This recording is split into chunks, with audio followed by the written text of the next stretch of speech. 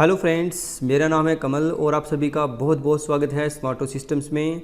स्मार्टो systems आपके लिए लेके आया है +2 क्लास की फ़िज़िक्स, जहां पे आपको बहुत ही सिंपल वे से डेरिवेशंस कराई जाएंगी, उसके अलोंग न्यूमेरिकल्स कराए जाएंगे और किस तरह के क्वेश्चंस एग्ज़ाम्स में अक्सर पूछे जाते हैं वो सारे के सारे हम डिस्कस करेंगे। तो सबसे पहले दोस्तों हम सिलेबस के बारे में जान लेते हैं, किस तरह का हमारे पास सिलेबस है जानना है। तो जैसा कि आप दोस्तों स्क्रीन पे देख सकते हैं, आपके पास सिलेबस है +2 क्लास का फ़िज़िक्स का। उसमें आप देख सकते हैं यूनिट्स 1 है इलेक्ट्रोस्टैटिक्स, यूनिट 2 आपके पास है इलेक्ट्रिक करंट, ऐसे यूनिट 3 है हमारे पास है, यूनिट 4 है। तो यहाँ पे टोटल आपके पास दोस्तों 10 यूनिट्स बन जाती हैं। इन 10 यूनिट्स में से ही आपका पूरा का पूरा क्वेश्चन पेपर आता है जो आपको एग्ज़ाम में मिलता है। अब इसके अंदर भी आपको देखेंगे, आप अगर किसी भी यूनिट्स को उठाएंगे तो उसके नीचे आपको देखिए कुछ लाइनें लिखी हुई हैं कि इसके अंदर आपके पास क्या क्या आपको कवर करना है। जैसे कि मैं बात करूं इलेक्ट्रिक चार्ज एंड फील्ड की फर्स्ट चैप्टर की, तो उसमें electric charge, conservation of charge, Coulomb's law force between 2 points charges, इस तरह से वगैरह वगैरह यहाँ पे डेरिवेशंस आपको करनी है। इसके अलावा आपके पास न्यूमेरिकल्स आएंगे, यूनिट्स वाइज न्यूमेरिकल होते हैं। हर यूनिट में से 2 या 3 न्यूमेरिकल आपको मिलते हैं। कम से कम 20% न्यूमेरिकल आपको एग्ज़ाम में मिलेंगे, 20 से 30% के बीच में। तो पहला चैप्टर हमारे पास दोस्तों है इलेक्ट्रिक चार्ज एंड फील्ड के बारे में। Chapter number 1 electric charge and field. अब देखिए इलेक्ट्रिक चार्ज और फील्ड किसे कहते हैं, इसको जानने से पहले हमें दोस्तों मैटर के बारे में जानना बहुत ज़रूरी है कि मैटर किसे कहते हैं। ये आप सभी ने +1 क्लास में पढ़ा होगा मैटर किसे कहते हैं। मैटर एक ऐसी चीज़ है जो एटम से मिलकर बनी होती है, यानी कि दोस्तों हर मैटर के अंदर काफ़ी सारे एटम्स होते हैं और उन एटम्स को जब कंबाइन किया जाता है, जब छोटे छोटे एटम्स मिल जाते हैं तो वो एक मैटर की फॉर्म में बन जाते हैं। ठीक है, तो मैटर क्या है, हर मैटर किसी न किसी चीज़ से बना हुआ है जिसे हम एटम कहते हैं। आप सिंपल डेफिनेशन इसको ऐसे याद रख सकते हैं।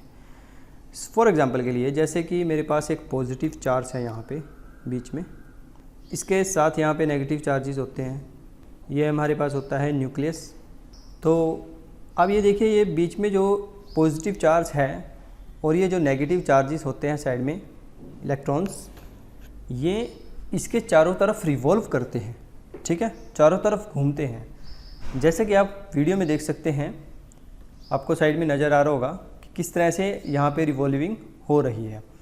तो यहाँ पे जो रिवॉल्विंग हो रही है वो एक बैलेंस होता है, यानी कि जो सेंटर हमारा पास है, न्यूक्लियस है, उसके बीच में और जो नेगेटिवली चार्ज हैं उनके बीच में यहाँ पे एक फोर्स काम करती है।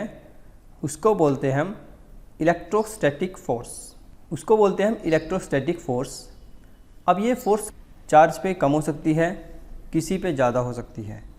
अगर मैं बात करूं, सपोज़ करो आपके पास यहाँ पे नेगेटिव चार्ज है, यहाँ पे भी नेगेटिव चार्ज है, यहाँ पे नेगेटिव चार्ज है, यहाँ पे नेगेटिव है और यहाँ पे नेगेटिव है। कुछ इस तरह से आपके पास इसके चारों तरफ नेगेटिव चार्ज है, बीच में न्यूक्लियस है हमारे पास। तो जो इसके सबसे पास होगा न्यूक्लियस के, उस पर इलेक्ट्रोस्टैटिक फोर्स सबसे ज़्यादा लगेगी। ठीक है, यानी कि जो पास वाला होता है उस पर फोर्स ज़्यादा काम करती है। अगर हम बात करें as compare to like this one and this one, ये तीनों बहुत दूर हैं इस न्यूक्लियस से। ठीक है, तो यहाँ तक फोर्स का जो काम है वो थोड़ा स्लो रहेगा। ठीक है, मतलब फोर्स जो है इस पर इतना अटैक नहीं करेगी। लूजली इलेक्ट्रॉन्स होते हैं, आउटर शेल में हमारे पास लूजली इलेक्ट्रॉन होते हैं। जैसे आप सभी ने पढ़ा होगा +1 क्लास में, आपके पास इस तरह से ये आपके पास इस टाइप से है, जैसे कि आपने अभी वीडियो में देखा था ना, यहाँ पे इलेक्ट्रॉन्स हैं, यहाँ पे हैं, यहाँ पे हैं, इस टाइप से। ठीक है ना, तो ये जो इलेक्ट्रॉन्स हैं वो क्या है, हमारे पास रिवॉल्विंग करते हैं इस न्यूक्लियस के चारों तरफ। ठीक है, अब इसमें से जो न्यूक्लियस के सबसे पास होगा वो उस पर ज़्यादा फोर्स काम करेगी और जो दूर होगा उस पर कम फोर्स काम करेगी।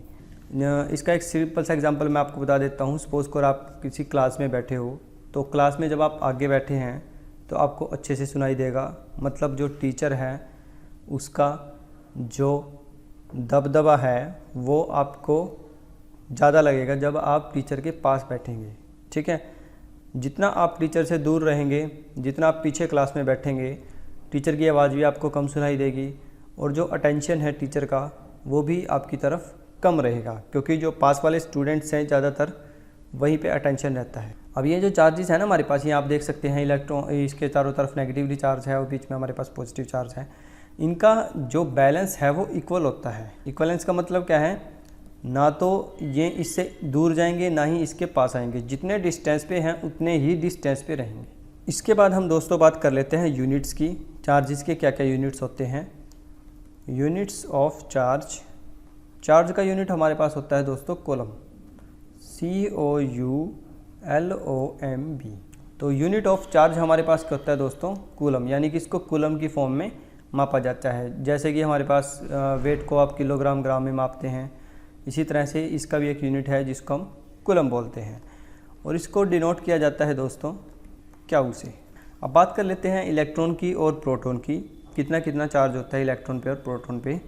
तो अगर मैं बात करूँ चार्ज ऑन 1 इलेक्ट्रॉन, अब देखिए आप एक चीज़ का हमेशा ध्यान रखेंगे, इलेक्ट्रॉन जो है वो हमेशा नेगेटिवली चार्ज होता है, उस पर नेगेटिव का साइन आएगा। तो -1.6 10⁻⁻19 कूलम ये होता है एक इलेक्ट्रॉन के ऊपर चार्ज। अगर मैं बात करूं एक प्रोटॉन के ऊपर, क्वांटिटी सेम रहती है प्रोटॉन के ऊपर भी, बस वो पॉजिटिवली चार्ज होता है 1.6 × 10⁻⁻19 कूलम। ठीक है, तो ये चीज़ें आपने याद रखनी है दोस्तों कि एक इलेक्ट्रॉन पे कितना चार्ज होता है, एक प्रोटॉन पे कितना चार्ज होता है। अब जो नेक्स्ट हमारे पास है दोस्तों, अब देखिए एक इलेक्ट्रॉन है और एक प्रोटॉन है। अगर मैं बात करूं एक इलेक्ट्रॉन की और एक प्रोटॉन की, अगर मैं एक इलेक्ट्रॉन और एक प्रोटॉन को जोड़ दूं तो मेरे पास जो फाइनल बनेगा उसको हम क्या बोलेंगे दोस्तों, न्यूट्रल। न्यूट्रल क्यों बोलेंगे दोस्तों, क्योंकि हमारे पास क्या है, इक्वली बैलेंस हो जाएगा। चार्ज इलेक्ट्रॉन पे नेगेटिव का है और प्रोटॉन पे पॉजिटिवली चार्ज है, तो इक्वली बैलेंस होकर आपके पास क्या आ जाएगा, न्यूट्रल आ जाएगा। तो इसको आप ऐसे भी बोल सकते हैं, quantity of 1 electron and 1 proton is equal, that's why they balance each other. इसलिए ये बैलेंस बना के रखते हैं, क्योंकि क्वांटिटी हमारे पास क्या है, सेम होती है। किसी भी एटम के अंदर आप देखेंगे तो इलेक्ट्रॉन और प्रोटॉन जो है वो सेम पाए जाते हैं। इसका रीज़न यही है दोस्तों, क्योंकि वो इक्वली बैलेंस होने चाहिए, न्यूट्रल होना चाहिए आपका एटम, तभी तो पता लगेगा ना। अगर उसमें एक भी इलेक्ट्रॉन कम ज़्यादा हुआ या एक भी प्रोटॉन कम ज़्यादा हुआ तो वो हमारे पास क्या आता है, नेगेटिवली चार्ज और पॉजिटिवली चार्ज के अंदर आ जाता है। उसके बारे में हम बात करेंगे आगे। अब बात कर लेते हैं हम इलेक्ट्रोस्टैटिक फोर्स के बारे में। इलेक्ट्रोस्टैटिक फोर्स, अब इलेक्ट्रोस्टैटिक फोर्स क्या है दोस्तों, जैसे कि मैंने आप सभी को बताया था अभी, ये हमारे पास न्यूक्लियस था और इसके साथ में हमारे पास ये नेगेटिवली थे। तो इनके ऊपर जो फोर्स लगती है उसको हम बोलते हैं इलेक्ट्रोस्टैटिक फोर्स। किसी इलेक्ट्रॉन के ऊपर ज़्यादा लगती है, किसी इलेक्ट्रॉन के ऊपर कम लगती है। सेम फोर्स भी लग सकती है 2 या 3 इलेक्ट्रॉन के ऊपर या उससे ज़्यादा के ऊपर। तो नेक्स्ट हम दोस्तों अगर बात करें आगे नेगेटिवली चार्ज और पॉजिटिवली चार्ज के बारे में। सबसे पहले अगर आप किसी भी एटम को लेते हैं, सपोज करो हमारे पास एक एटम है, तो जैसा कि आप स्क्रीन पे देख सकते हैं दोस्तों, आपके पास यहाँ पे 2 एटम्स हैं, एक एटम नंबर 1, एक एटम नंबर 2। अब यहाँ पे देखिए आपके पास बीच में है हमारे पास पॉजिटिव चार्ज है, इसके साइड में हमारे पास क्या है, इलेक्ट्रॉन रिवॉल्व करते रहते हैं, जो अभी आपको स्क्रीन पे नज़र आ रहे हैं। ये वाले ये अलग शेल का है, ये अलग शेल का है, ये अलग शेल का है। ठीक है, ऐसे ही आपको इधर भी नज़र आ रहे हैं काफ़ी सारे इलेक्ट्रॉन्स। तो ये दोनों के दोनों हमारे पास हैं न्यूट्रल। अब ये एक न्यूट्रल की पोजीशन में है, मतलब क्या है, इनके जो इलेक्ट्रॉन और प्रोटॉन जो है वो इक्वली बैलेंस है। ठीक है, जितने इलेक्ट्रॉन हैं उतने ही प्रोटॉन हैं इसके अंदर, और सेम ऐसे ही सेकंड वाले में भी जितने इलेक्ट्रॉन हैं उतने ही प्रोटॉन हैं। तो अगर मैं एक इलेक्ट्रॉन को दूसरे वाले में ट्रांसफ़र कर दूं तो क्या होगा दोस्तों। अब देखिए सपोज़ करो इसके अंदर फॉर एग्ज़ाम्पल के लिए लिख लेते हैं हम, इसके अंदर 15 इलेक्ट्रॉन हैं और 15 ही प्रोटॉन हैं फॉर एग्ज़ाम्पल के लिए। इसके अंदर मैं मान लेता हूँ 13 प्रोटॉन है, 13 ही इलेक्ट्रॉन है। तो अगर एक इलेक्ट्रॉन ये इलेक्ट्रॉन और ये प्रोटॉन। तो अगर एक इलेक्ट्रॉन को मैं इसके इधर ट्रांसफ़र कर देता हूँ तो इसके अंदर 14 इलेक्ट्रॉन रह जाएंगे और इसके अंदर प्रोटॉन की संख्या बिल्कुल सेम रहेगी। और अगर यहाँ पे बात करें आप तो यहाँ पे 14 इलेक्ट्रॉन हो जाएंगे और यहाँ पे हमारे पास 13 प्रोटॉन हो जाएंगे। पहले ये न्यूट्रल थे। न्यूट्रल का मतलब है कि इसमें नंबर ऑफ प्रोटॉन और इलेक्ट्रॉन की जो संख्या थी वो दोनों में बराबर थी। अब की बार हमने क्या किया, एक इलेक्ट्रॉन को ट्रांसफ़र कर दिया दूसरे वाले में, यानी कि इस वाले में। ठीक है, इसमें से मैंने एक इलेक्ट्रॉन उठा के इसमें रख दिया था। तो होता क्या है, जब भी मैं इसमें से एक इलेक्ट्रॉन इधर उठा के रखूँगा तो इसमें इलेक्ट्रॉन की संख्या कम हो जाएगी, इसमें इलेक्ट्रॉन कम हो जाएंगे, प्रोटॉन ज़्यादा हो जाएंगे। प्रोटॉन क्या होता है, पॉजिटिवली। तो यहाँ पे जो ये एटम है वो पॉजिटिवली चार्ज बन जाएगा। ठीक है दोस्तों, ये एटम जो है वो पॉजिटिवली चार्ज हो जाएगा क्योंकि इस पे जो है पॉजिटिव चार्ज ज़्यादा है as compare to negative charge. अगर मैं बात करूँ इस वाले में तो इसमें क्या किया आपने, एक इलेक्ट्रॉन फालतू आ गया तो यहाँ पे जो नेगेटिव चार्ज है 14, वो ज़्यादा हो जाएगा, इसलिए इसको बोलते हैं नेगेटिवली चार्ज्ड। तो ये हो गया हमारे पास पॉजिटिवली चार्ज किस तरह से होता है कोई भी एटम, और कोई भी एटम नेगेटिवली चार्ज किस तरह से होता है। इसका पता लगा सकते हैं हम, हमारे पास एक प्रॉपर्टी होती है जिसे बोलते हैं ट्राइबो इलेक्ट्रिसिटी की हेल्प से हम पता लगा सकते हैं कोई भी ऑब्जेक्ट है वो कितना इलेक्ट्रॉन ट्रांसफ़र कर रहा है एक दूसरे में। ठीक है, जैसे कि हमने इसमें से इधर ट्रांसफ़र किया है तो ये जो थ्योरी यूज़ होती है वो सारी की सारी क्या होती है, ट्राइबो इलेक्ट्रिसिटी बोला जाता है इसको।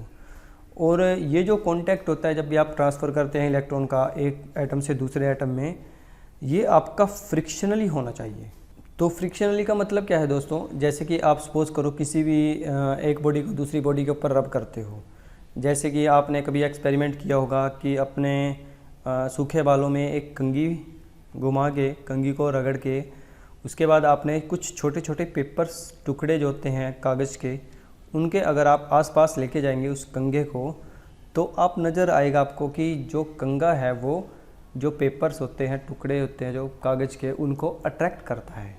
ये सारा का सारा ट्राइबो इलेक्ट्रिसिटी के बेस पे होता है। क्लियर है दोस्तों, फ्रिक्शनली होना बहुत ज़रूरी है, तभी तो आपके पास कोई ना कोई इलेक्ट्रॉन इधर से उधर ट्रांसफ़र होगा। अगर कॉन्टैक्ट आपका सिंपल रहेगा, जैसे कि आपने दो बॉडीज़ को जस्ट दो कॉन्टैक्ट में लेके आगे बस ऐसे ही जोड़ दिया उसको, तो उससे कोई फ़ायदा नहीं होगा, उससे इलेक्ट्रॉन की ट्रांसफ़र नहीं होगा। जब तक आप उसको रब नहीं करोगे तब तक उस पर कोई भी असर नहीं पड़ेगा। तो आपने अक्सर देखा होगा, आप ये घर पे भी एक्सपेरिमेंट करके देख सकते हैं दोस्तों। आप एक गुब्बारा लेना, गुब्बारे को लेके आप अपने बालों पे रगड़ना कुछ समय के लिए, मतलब 15-20 सेकंड के लिए रगड़ना। उसके बाद आप कुछ टुकड़े लेना कागज़ के या कोई भी हल्के टुकड़े, तो उसके जब आप पास लेके जाएंगे गुब्बारे को, तो आप देखेंगे दोस्तों कि जो टुकड़े हैं वो गुब्बारे के ऊपर चिपक जाते हैं। ऐसा क्यों होता है? ऐसा इसलिए होता है क्योंकि जब आप गुब्बारे को अपने अपने बालों से रगड़ते हैं तो जो आपका गुब्बारा है वो नेगेटिवली चार्ज हो जाता है। ठीक है, नेगेटिवली चार्ज होने की वजह से वो क्या है, जो टुकड़े होते हैं कागज़ के या किसी हल्के टुकड़े जो भी आप ले रहे हैं, वो अपनी तरफ अट्रैक्ट करता है। इवन आप ये एक एल्युमिनियम बोतल के ऊपर भी ट्राई कर सकते हैं। जैसे कि आपके पास छोटी छोटी कैंस आती हैं जो कोल्ड ड्रिंक की या आप रेड बुल की, तो आप उस पर भी ये चीज़ ट्राई कर सकते हैं। आप उसको खाली करके आप एक गुब्बारे को अपने सिर पे रगड़िए और जैसे ही आप गुब्बारे को उसके पास लेके जाएंगे तो आप देखेंगे कि गुब्बारा जो है उसको अट्रैक्ट करता है। ठीक है, ये चीज़ आप ट्राई करके देखिए घर पे, काफ़ी सिंपल एक्सपेरिमेंट है। क्लियर है दोस्तों?